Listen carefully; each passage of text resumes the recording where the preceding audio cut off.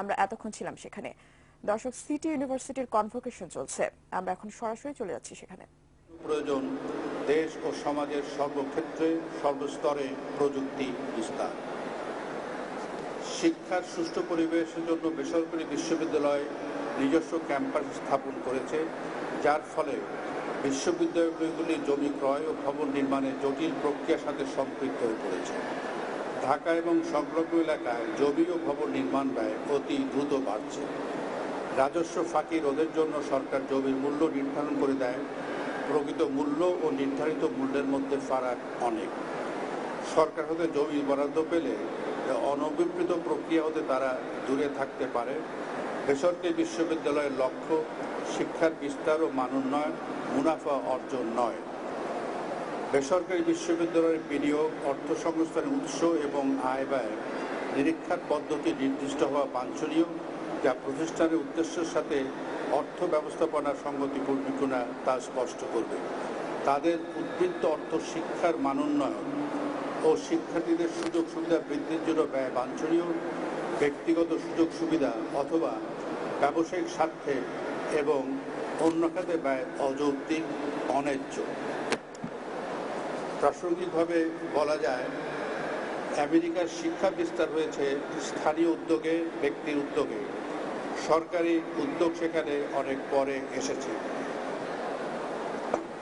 মধ্য অঞ্চলে, আমেরিকার মধ্য অঞ্চলে যে সকল বিশ্ববিদ্যালয় বেশ সুনাম অর্জন করেছে, এদের বেশিরভাগই সরকারের কাছ থেকে বিনামূল্যে ভূমি পেয়েছে এবং তাদের পরে একটি দায়িত্ব ন্যস্ত সে সকল অঞ্চলে কৃষি এবং পরবর্তীকালে শিল্প বিস্তারের জন্য তারা জ্ঞান সরবরাহ করবে। তার ফলে শিক্ষা প্রতিষ্ঠান এবং শিল্প ব্যবসা এই দুটির ভিতরে একটি সম্পর্ক সৃষ্টি হয়েছে, যা উভয় ক্ষেত্রে মিথস্ক্রিয়া সৃষ্টি করে। শিক্ষার লক্ষ্য শুধু দক্ষতা কর্মে নিয়োগের যোগ্যতা অর্জন নয়, মানবিক বৈশিষ্ট্য, চরিত্র গঠন সমান বা অধিক গুরুত্বপূর্ণ। আমাদের সমাজে একটি আপ্তবাক্য প্রচলিত, লেখাপড়া শিখেছে কিন্তু মানুষ হয়নি। এই উক্তির লক্ষ্য লেখাপড়া শেখার পর যাদের মানবিক ও চারিত্রিক গুণাবলী বিকশিত হয় না। আপনারা যে বিদ্যা ও যোগ্যতা অর্জন করেছেন তা শুধু ব্যক্তিগত ও পারিবারিক উন্নতির জন্য ব্যবহার করবেন না। শিক্ষিত মানুষের কাছে প্রত্যাশা তাদের কর্ম ও আচরণ সমাজের সার্বিক উন্নতির জন্য প্রযুক্ত হবে। যে সমাজে শিক্ষার সুযোগ যথাযথভাবে বিস্তৃত নয়, সে সমাজে এ প্রত্যাশা দাবি আরও গভীর এবং তার ভিত্তি নৈতিক। যারা সুযোগ পেয়েছেন তারা সমাজ উন্নয়নে অগ্রণী ভূমিকা রাখবেন। আমার আশা ও বিশ্বাস আপনারা সমাজের এই আকাঙ্ক্ষা পূরণ করবেন। শেষ করবার আগে আমি আবার সকল শিক্ষার্থীদের অভিনন্দন জানাই এবং তাদের উজ্জ্বল ভবিষ্যৎ কামনা করি। শিক্ষা বিস্তারের প্রতি বিনিয়োগকারী শিক্ষক ও ব্যবস্থাপকদের ধন্যবাদ জানাই। জয় বাংলা, জয় বঙ্গবন্ধু। ধন্যবাদ সভাপতি ডক্টর বশির আহমেদ স্যারকে।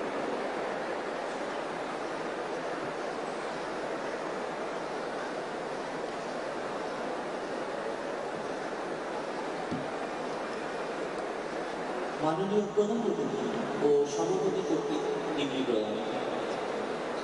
আজকের এই চতুর্থ সমাবর্তনের মাধ্যমে সিটি ইউনিভার্সিটির কলা ও সামাজিক বিজ্ঞান অনুষদ, ব্যবসায়িক প্রশাসন ও অর্থনীতি অনুষদ এবং বিজ্ঞান ও প্রকৌশল অনুষদের 9টি বিভাগের স্নাতক এবং স্নাতকোত্তর সহ সর্বমোট ৯,৫৯২ জন শিক্ষার্থীকে সনদ প্রদান করা হবে।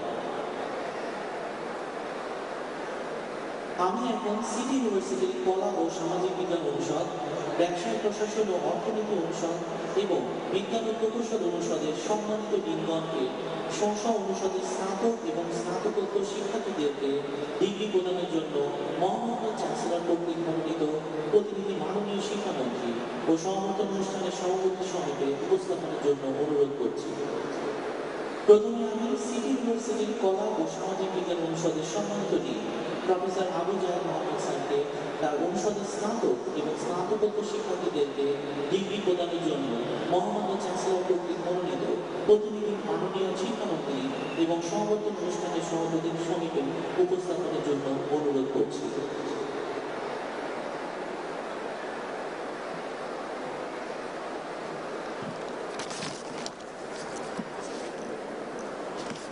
আমি প্রফেসর আবু জায়েদ মাহমুদ, ডিন, কলা ও সামাজিক বিজ্ঞান অনুষদ, কলা এবং সামাজিক বিজ্ঞান অনুষদের আওতাধীন ইংরেজি বিভাগের 667 জন শিক্ষার্থী স্নাতক এবং 249 জন শিক্ষার্থী স্নাতকোত্তর এবং আইন বিভাগের 433 জন শিক্ষার্থী স্নাতক এবং 153 জন শিক্ষার্থী স্নাতকোত্তর ডিগ্রি পাওয়ার সকল শর্ত পূরণ করায় এবং সকল যোগ্যতা অর্জন করায় তাদের আনুষ্ঠানিক ডিগ্রি প্রদানের জন্য মাননীয় শিক্ষামন্ত্রী ও আজকের অনুষ্ঠানের সভাপতির নিকট উপস্থাপন করছি।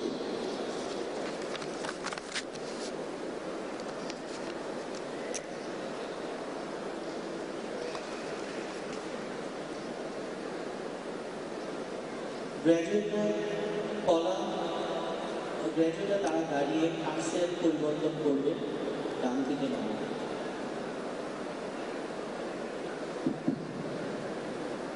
সকল অনুষদের গ্র্যাজুয়েটগণ নির্ধারিত ঘোষণার পরে তাদেরকে দাঁড়িয়ে থাকতে হবে এবং দায়িত্ব করার পরে তাদের দর্শন করতে হবে। আপনি পরবর্তী অনুষ্ঠানে দাঁড়িয়ে থাকবেন। আবার পুনরাবৃত্তি করছি না, পুনরাবৃত্তি না, পরবর্তী অনুষদ।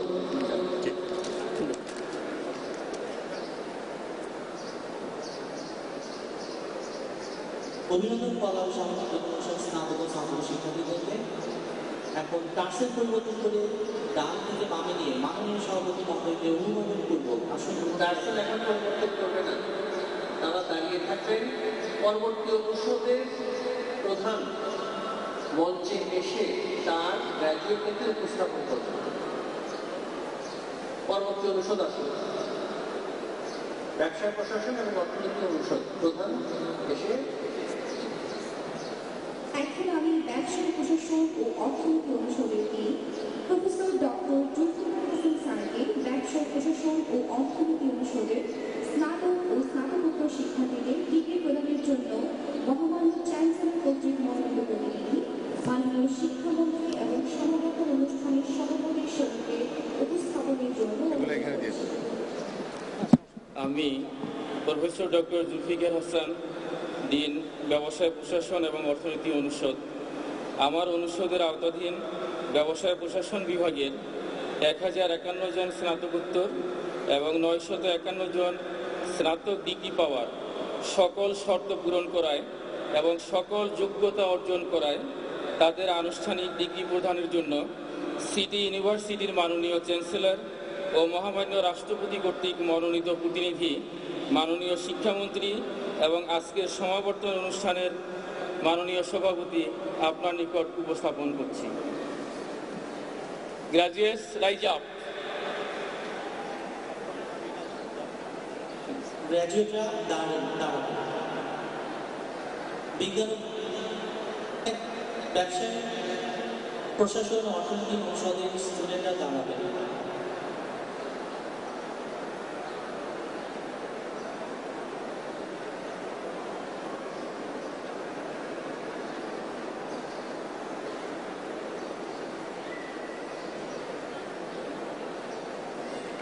ধন্যবাদ।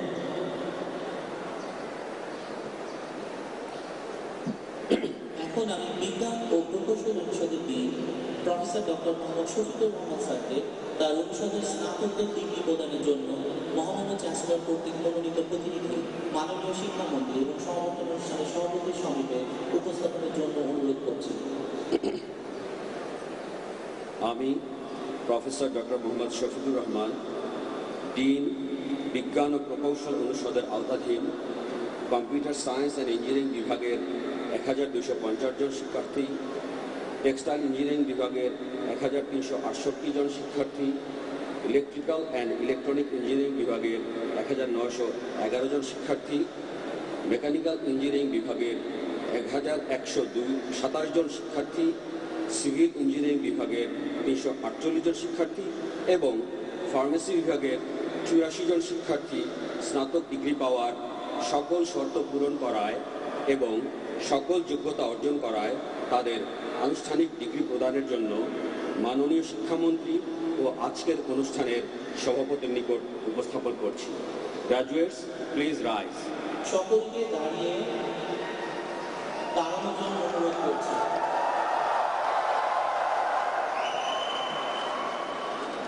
আমি মহিবুল হাসান চৌধুরী, শিক্ষামন্ত্রী, গণপ্রজাতন্ত্রী বাংলাদেশ সরকার, মহামান্য রাষ্ট্রপতি ও এই বিশ্ববিদ্যালয়ের মাননীয় আচার্য মোহাম্মদ শাহাবুদ্দিন কর্তৃক আমার উপর অর্পিত ক্ষমতা বলে সিটি ইউনিভার্সিটির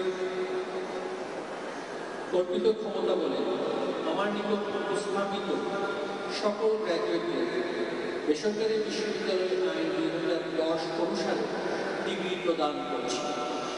আমি আশা করি আপনাদের শিক্ষা, মেধা ও কর্মদক্ষতার মাধ্যমে আপনাদের অর্জিত ডিগ্রির মর্যাদা রক্ষা করবে। সবাইকে ধন্যবাদ। সকল গ্র্যাজুয়েটদেরকে অভিনন্দন। আপনারা এখন ক্লাসের পরিবর্তন করে ডান থেকে বামে দিয়ে সভাপতি মহোদয়কে অভিনন্দন করব। আসন গ্রহণ করার জন্য অনুরোধ করছি। সবাই ক্লাসের ডান থেকে বামে দিয়ে অবস্থান করুন।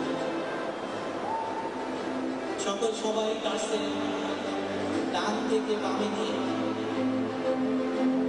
সভাপতি মহোদয়কে অভিনন্দন করব।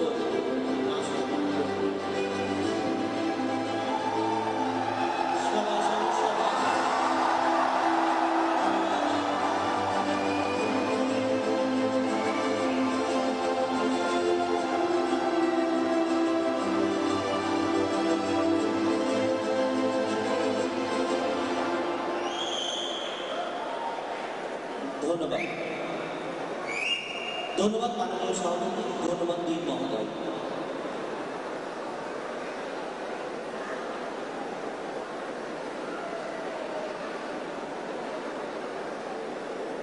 সকলকে আসন গ্রহণের জন্য বিনীতভাবে অনুরোধ করা যাচ্ছে।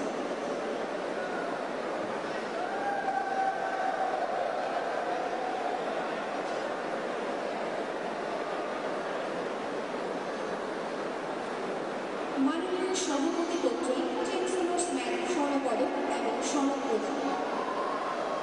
আজকের এই সমাগত অনুষ্ঠানের মাধ্যমে মেধার উপর ভিত্তি করে 3 জন স্নাতককে চ্যান্সেলর স্বর্ণপদক এবং 9 জন স্নাতককে ভাইস চ্যান্সেলর পদক প্রদানের মাধ্যমে সম্মানিত করা হবে। আমি এখন চ্যান্সেলর স্বর্ণপদক প্রাপ্ত স্নাতকদেরকে মাননীয় সভাপতি মহোদয়ের কাছ থেকে চ্যান্সেলর স্বর্ণপদক গ্রহণের জন্য অনুরোধ করছি। প্রথমে আমি আহ্বান জানাচ্ছি কলা ও সামাজিক বিজ্ঞান অনুষদ থেকে সর্বোচ্চ সিজিপিএ প্রাপ্ত স্নাতক সাদিয়া আফরিন তোয়াকে মাননীয় প্রধান অতিথির নিকট থেকে স্বর্ণপদক ও সার্টিফিকেট গ্রহণের জন্য। তার প্রাপ্ত CGPA 3.94 out of 4 English department.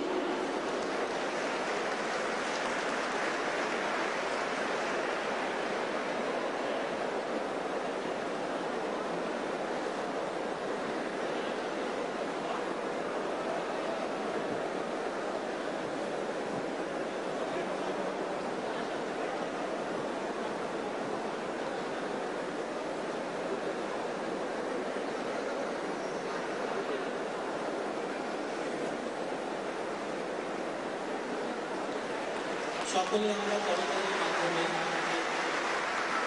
Sadia